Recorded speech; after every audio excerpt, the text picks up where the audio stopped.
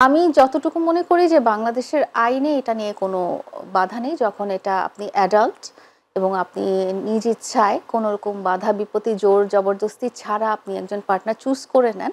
আমার যতটুকু জ্ঞান যে বাংলাদেশের আইনে এটা নিয়ে কোনো রকম বাধা নেই। তো আপনি তো মামুনকে বিয়েও করলেন না। সো আপনাদের বিষয়টা কিন্তু অনেক প্রকাশ্যে ছিল। আপনাদের লাইফস্টাইল, মামুন কি খাচ্ছে, আপনি কি রাঁধছেন, তাকে কি খাওয়াচ্ছেন, আপনি তাকে কি গিফট করছেন, সবকিছু মানুষ দেখছিল।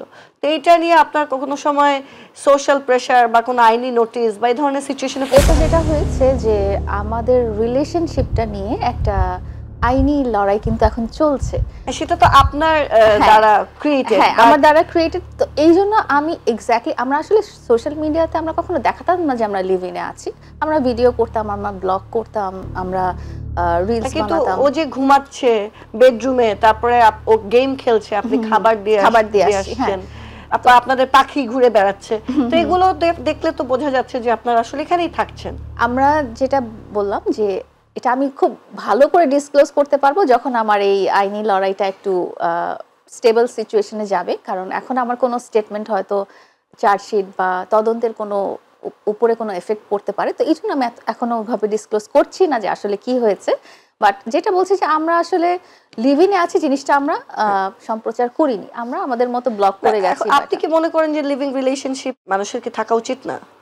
আমি যতটুকু মনে করি যে বাংলাদেশের আইনে এটা নিয়ে কোনো বাধা নেই। যখন এটা আপনি অ্যাডাল্ট এবং আপনি নিজ ইচ্ছায় কোনরকম বাধা বিপত্তি, জোর জবরদস্তি ছাড়া আপনি একজন পার্টনার চুজ করে নেন। আমার যতটুকু জ্ঞান যে বাংলাদেশের আইনে এটা নিয়ে কোনো রকম বাধা নেই।